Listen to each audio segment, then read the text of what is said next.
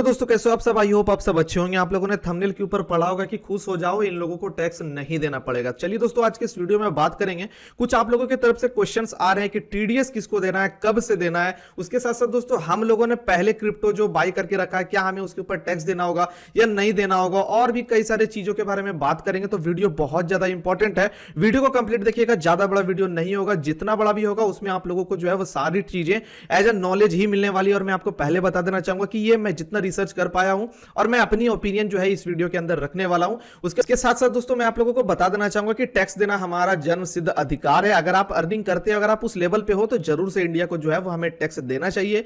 Because India के अंदर जो है वो अगर हम टैक्स देते हैं तो इससे कहीं ना कहीं जो है वो डेवलपमेंट के ऊपर ही यूज किया जाता है। बट हाँ, एक लिमिट के अंदर, एक स्लैब के अंदर, क्योंकि टैक्सेशन का एक स्लैब होता है। आपको तो पता ही है, स्टॉक मार्केट के अंदर या फिर और आप किसी तरीके का टैक्स ले लो, वो कहीं ना कहीं एक स्लैब के अंदर होता है। चाहे वो 15% हो, 10% हो, 20% हो। लेकिन हाँ, ये जो लगाया गया 30% का, ये कहीं ना कहीं जो है वो डिसअपॉइंटिंग वाली चीज है। और इससे जो है वो कहीं ना कहीं पूरे क्रिप्टो कम्युनिटी यहां पे नाखुश है। अगर मैं बात करूं तो इसके रिगार्डिंग कई सारे हैशटैग यहां पे रन कर रहे हैं, जैसे कि reduce crypto tax, India wants crypto. और ये जो है वो एन सीतारमन, जो कि हमारे फाइनेंशियल मिनिस्टर है, उनको यहां पे टैग करके बताया जा रहा है, जिसमें कि बोला जा रहा है कि 30% tax should be in slab, मतलब कि स्लैब के अंदर 30% आपका होना चाहिए। और loss should be carry forward होना चाहिए। टीडीएस यहां पे 0 होना चाहिए या फिर 0.005 होना चाहिए, जो कि जनरली सभी के लिए होता है। उसके साथ साथ यहां पे क्रिप्टो को जो है वो गैम्बलिंग कैटेगरी के अंदर नहीं रखना चाहिए। सबसे पहले दोस्तों, अगर मैं अपने टेलीग्राम के ऊपर आऊं तो आप लोग अगर ज्वाइन नहीं किए हो तो ज्वाइन कर सकते हो, बिकॉज बहुत सारे अपडेट्स आते हैं। मैं आपको सबसे पहले यहां पे प्रोवाइड करवाता हूं। आप लोग देखिए दोस्तों, एक अपडेट यहां पे मैंने सुबह में डाला था कि केंद्रीय बजट 2022 थोड़ा कड़वा लेकिन काफी हद तक सकारात्मक। सुमित गुप्ता सह संस्थापक यानी कि को-फाउंडर है कॉइन डीसीएक्स के। अब देखिए भैया जी, ये आपको खुश इसलिए लग रहे हैं क्योंकि अगर इंडिया में इस तरीके से सिनारियो हो जाता कि चलिए बैन कर दिया जाए पूरी तरीके से, तो कहीं ना कहीं इन लोगों को जो है वो बहुत ज्यादा लॉस देखने को मिल सकता था। और कहीं ना कहीं इनका एक्सचेंज भी जो है वो बंद भी हो सकता था। तो कहीं ना कहीं कुछ ना कुछ इन लोगों को जो है वो काफी ज्यादा प्रॉफिट ही देखने को मिल रहा है। अगर 30% भी लगाया जाता है तो वो किससे लिया जाएगा? इन्वेस्टर से लिया जाएगा। लेकिन इन्वेस्टर तो इनके प्लेटफॉर्म को यूज करेंगे ही करेंगे। तो कहीं ना कहीं ये लोग इसको लेके खुश है। बाकी दोस्तों, यहां पे मैं बात करूं, सबसे पहला क्वेश्चन यहां पे आप लोग देख सकते हो कि जो कि हमने टेलीग्राम के ऊपर डाल दिया है कि गवर्नमेंट जो टैक्स ले रही है उसके बदले में हमें क्या दे रही है? Crypto protection, buy sell protection, exchange account protection. तो दोस्तों, मैं आपको बता देना चाहूंगा कि ये सारी कुछ चीजें जो आपने यहां पे मेंशन की है, ये कुछ चीज आपको जो है वो मिलने वाली नहीं है। किसी भी तरीके का प्रोटेक्शन आपको यहां पे देखने को नहीं मिलेगा। इस बात का ध्यान रखिएगा। अब चलिए दोस्तों, मैं आप लोगों का क्वेश्चन यहां पे लेता हूं। सबसे पहले आप लोग यहां पर देख सकते हो कि 1 फरवरी को हमारा एनुअल बजट यहां पे आया और 30% जो है वो डिक्लेयर कर दिया गया टैक्स, जो लोग भी क्रिप्टो करेंसी के अंदर है या फिर क्रिप्टो करेंसी के ऊपर इन्वेस्टमेंट करके रखे हैं। अब देखिए, बहुत सारे लोगों का ये क्वेरी है कि हमें टैक्स कब से देना होगा। बहुत सारे लोग ये सोच रहे हैं कि 2023 से हम लोगों को जो है टैक्स लगेगा। जी हां दोस्तों, आप बिल्कुल सही हो। लेकिन 2023 को आप कौन सा टैक्स भरोगे? जो आपने 2022 के अंदर, जो कि रनिंग में चल रहा है, जिसमें हम लोग जी रहे हैं, उसके अंदर आपने जितना अभी तक ट्रांजेक्शन करके रखा है उसका जमा पूंजी, या फिर मैं बात करूं उसके ऊपर टैक्स जो है वो हम लोगों को उस वाले 2023 के अंदर जो है वो हम लोगों को देना होगा। क्योंकि दोस्तों, फाइनेंशियल ईयर और असेसमेंट ईयर के अंदर जो है वो काफी बड़ा डिफरेंस होता है। फाइनेंशियल ईयर के अंदर होता क्या बेसिकली कि आप लोगों ने जितना अर्निंग वगैरह किया उसके ऊपर जो टैक्स लगेगा वो आपका जो है वो असेसमेंट ईयर के हिसाब से जो है वो लिया जाएगा। वो तो आप लोगों को पता ही है। बाकी दोस्तों, यहां पर मैं अगर अगले क्वेश्चन के बारे में बात करूं कि टीडीएस किनको देना है और कब से देना है, तो टीडीएस के बारे में मैं आपको बता देना चाहूंगा कि 1 जुलाई 2022 से यह लागू हो चुका है। अब टीडीएस कैसे दिया जाएगा? टैक्स डिडक्शन एट सोर्स कैसे दिया जाएगा? देखिए, किसी भी एक्सचेंज के ऊपर अगर आपने पैन कार्ड लिंक करके रखा है, चाहे वो बाइनांस हो, वजीरेक्स हो, कॉइन डीसीएक्स हो, तो आप समझ जाओ कि टीडीएस के कैटेगरी के अंदर आप लोग आ जाओगे। क्योंकि सारी चीजें जो है वहीं से आपको कैलकुलेट करके बताई जाएगी कि आपने कितना क्रिप्टो ट्रांसफर किया। टीडीएस बेसिकली लगेगा किसके ऊपर? अगर आप कोई वर्चुअल एसेट यानी कि कोई भी बिटकॉइन या फिर बीएनबी या फिर इथेरियम आप एक अकाउंट से दूसरे अकाउंट में ट्रांसफर कर रहे हो और वहां पर जो है वो आपका पैन कार्ड अटैच है। बिकॉज एक बात का ध्यान रखिएगा, गवर्नमेंट पता कैसे करेगी? जब तक उस जगह पे पैन कार्ड का यूज नहीं हुआ रहेगा तब तक आप जो है यहां पे यूज उसे जो है वो पता नहीं चल पाएगा। तो आप लोगों को तो पता ही है कि वजीरेक्स के अंदर आपने पैन कार्ड दिया है,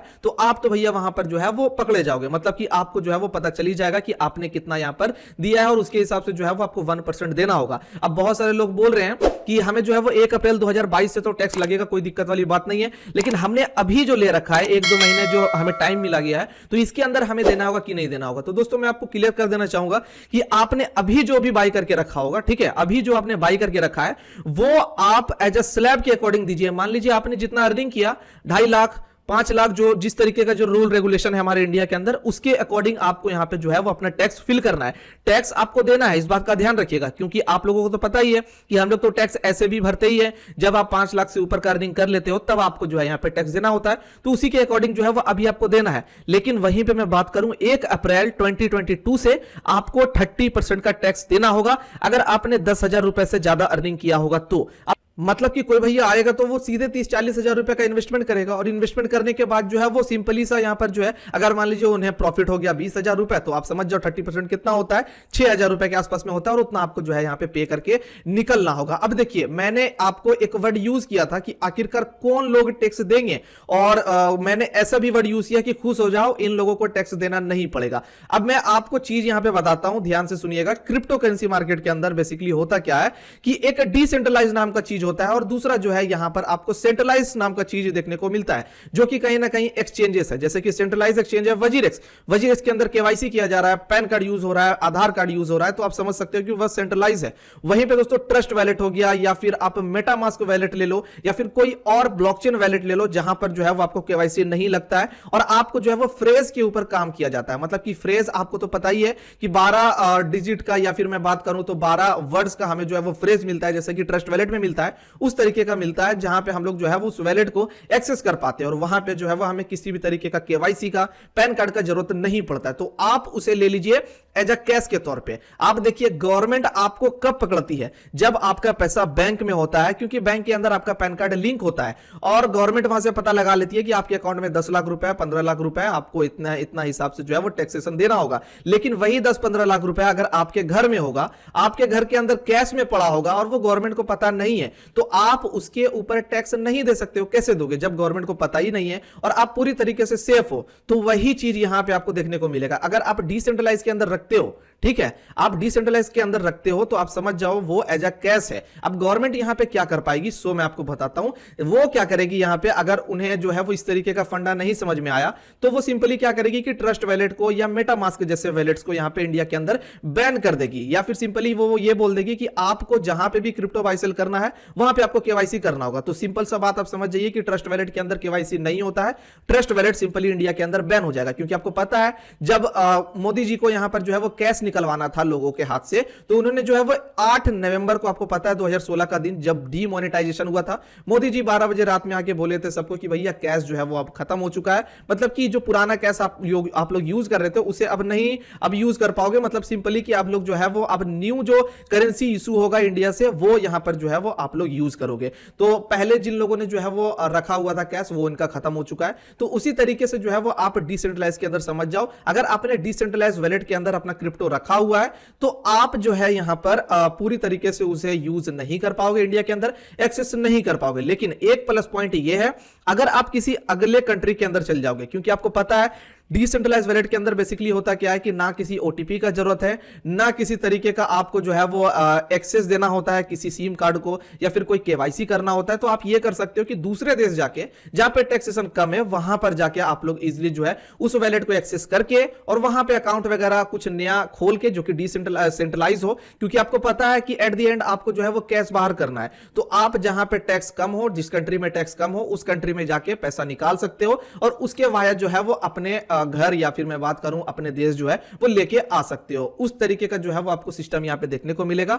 अगर आप इंडिया के अंदर भी ट्रस्ट वैलेट के अंदर, मेटामास्क के अंदर अगर रखते हो किसी भी तरीके का क्रिप्टो करेंसी, तो आप समझ जाओ कि आप टैक्स से जो है यहां पर दूर रहोगे। ठीक है, बाकी दोस्तों यहां पे मैं बात करूं तो जो 30% का टैक्स लगाया गया है वो एज अभी प्रपोजल रखा गया, और प्रपोजल को जो है वो अभी 1 से 1.5 महीना समय लगेगा, अप्रूव होगा या नहीं होगा। क्योंकि अप्रूव होने से पहले जो है कम से कम लोगों का भी तो डिमांड देखा जाएगा कि भैया 30% लोगों, गवर्नमेंट ने अगर रख दिया है टैक्स, तो क्या लोग इसे एक्सेप्ट कर भी रहे हैं या नहीं कर रहे हैं। तो लोगों को तो पता ही है कि रिड्यूस क्रिप्टो टैक्स करके यहां पर ऑलरेडी ट्विटर के अंदर कैंपेन चल रहा है, लोग काफी ज्यादा नाखुश है। ठीक है, तो फटाफट से जाइए, आप लोग अगर इसे रीट्वीट यहां से नहीं किए हो तो जरूर से यहां पर रीट्वीट करो, लाइक करो, जिससे कि ज्यादा से ज्यादा तक यहां पर जो है वो ये चीजें पहुंच पाए, और गवर्नमेंट जो है इसे यहां पे एज अ टाइटली जो है वो ले पाए, और कहीं ना कहीं जो है वो स्लैब के अंदर लेके आ पाए।